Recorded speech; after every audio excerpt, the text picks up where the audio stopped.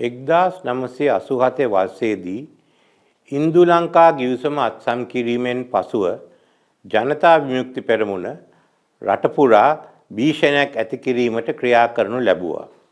ඒ අවස්ථාවේදී රටේ මර්මස්ථාන ආරක්ෂා කිරීමේ බලය ජේ.ආර්. ජයවර්ධන ජනාධිපතිතුමා විසින් කැබිනට් ඇමතිවරුන්ට පැවරුවා.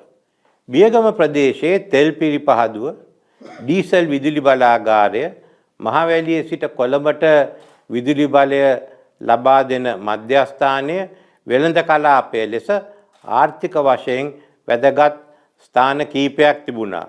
ඒ ප්‍රදේශය ආරක්ෂා කිරීම සඳහා හමුදා කැඳවනු ලැබුවා. ආරක්ෂා අංශවලට රැඳී සිටීම සඳහා ලංකා පොහොර නිපදවීමේ සංස්ථාවට අයත් ඒ වන විට අතහැර දමා තිබුණු ගොඩනැගිලි සහ නිවාස කීපයක් ලබා දීමට තීරණය කෙරුණි.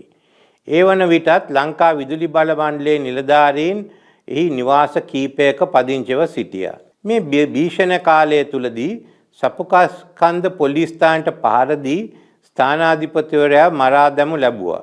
ඒ අවස්ථාවේදී ආරක්ෂක නියෝජ්‍ය ඇමති රංජන් විජේරත්න මහතා මට කතා කර යුද්ධ හමුදා හා පොලිස් නිලධාරීන්ගේ ආරක්ෂාව සඳහා නිවාස සංකීර්ණයේ හිස්ව පැවති නිවාස උන්ට ලබා දෙන ලෙස ඉල්ලා සිටියා. ඒ අනුව එවකට ඈවරකරු මගින් අදාළ නිවාස කැලණි පොලිස් අධිකාරී නලින් දෙල්ගොඩ මහතා වෙත පැවරීමට පියවර ගත්තා. පළාත් සභා මන්ත්‍රීවරයෙකු, සමුපකාර සමිති සභාපතිවරයෙකු, පොලිස් සාජන්ට්වරයා ඇතුළු පුද්ගලයන් කීප දෙනෙක් ඝාතනය කිරීම මේ අතර වාරයේදී සිදු වුණා. ඒ සමග තවත් පළාත් සභා මන්ත්‍රීවගේ නිවසට පහර දීමක් කෙරුණා.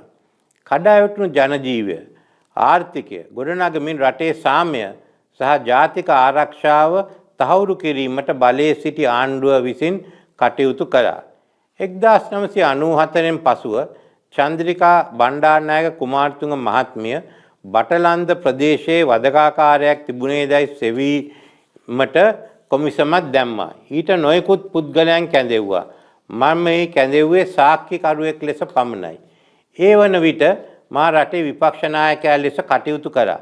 බටලන්ද කොමිසම් පත් කළේ සම්පූර්ණ දේශපාලන මඩගැසීමක් අරමුණු කරගෙනයි. නමුත් ඒ උත්සාහය සාර්ථක වුණේ නැහැ. වාර්තාවේ තීරණවල මා සම්බන්ධයෙන් සඳහන් කර තිබෙන්නේ ඇමති හැටියට පොලිස් අධිකාරිවරයා මගින් පොලිස් නිලධාරීන්ට නිවාස දීම නිවැරදි නොවන බවයි. එහි නියම ක්‍රමවේදය විය යුත්තේ පොලිස්පතිවරයාට නිවාස බාර දී ඒ හරහා අදාළ නිලධාරීන්ට පැවරීමයි.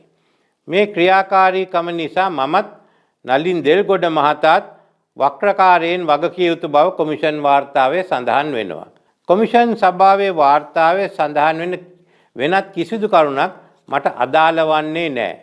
ජනතා විමුක්ති පෙරමුණ 1988-90 කාලයේ කළ ත්‍රස්තවාදී ක්‍රියා රාශියක් ගැන කොමිෂන් වාර්තාවේ තීරණ සමාපatti නිරීක්ෂණ වලට දැක්වෙනවා. එහි පසුබිමත් කියවෙනවා. ජනතා විමුක්ති පෙරමුණ කළ දරුණු ත්‍රස්ත ක්‍රියා ගැන කොමිෂන් වාර්තාවේ 3 වැනි පරිච්ඡේදයේ දීර්ඝ වශයෙන් කරුණු සඳහන් වෙනවා. මුළු ඉතිහාසයම එහි ඇතුළත් කර තිබෙනවා. ඉහත කරුණු ඇරෙන් අනෙක් කිසිම චෝදනාවක් මට අදාළ වන්නේ නැහැ. ඒ වාර්තාව මම සම්පූර්ණයෙන්ම ප්‍රතික්ෂේප කරනවා. බටලන්ද කොමිෂන් වාර්තාව හංගාගෙන සිටියා කියා කිසිවෙකුටවත් චෝදනා කළ නොහැකි. වර්ෂ 2000 දී පාර්ලිමේන්තු සැසි වාර්තාවක් හැටියට එය තිබුණා. නමුත් කිසිවකුත් ඒ සම්බන්ධයෙන් විවාද කිරීමට ඉල්ලීමක් කරේ නැහැ. අඩුතරමින් ජනතා විමුක්ති පෙරමුණවත් එවැනි ඉල්ලීමක් කළේ නැහැ. බොහෝ දෙනෙක් වාර්තාව පිළිගත්තේ නැහැ. ඒ නිසා පාර්ලිමේන්තුවේදී විවාද කිරීමට පියවර නොගත් බව අපට විශ්වාස කළ හැකියි. මෙතෙක් බලයට පත් වූ කිසිදු දේශපාලන පක්ෂයක් මේ වාර්තාව හරහා පටු දේශපාලන වාසි ලබා ගැනීමට කටයුතු නොකළ බවද කිය යුතුයි. ඒ වගේම පාර්ලිමේන්තු සැසි වාර්තාවක් අවුරුදු 25කින් පසුව පාර්ලිමේන්තුවේ විවාද කිරීමේ කිසිම සම්ප්‍රදායක් මේ රටේ අනික් පාර්ලිමේන්තුවලවත් නැහැ.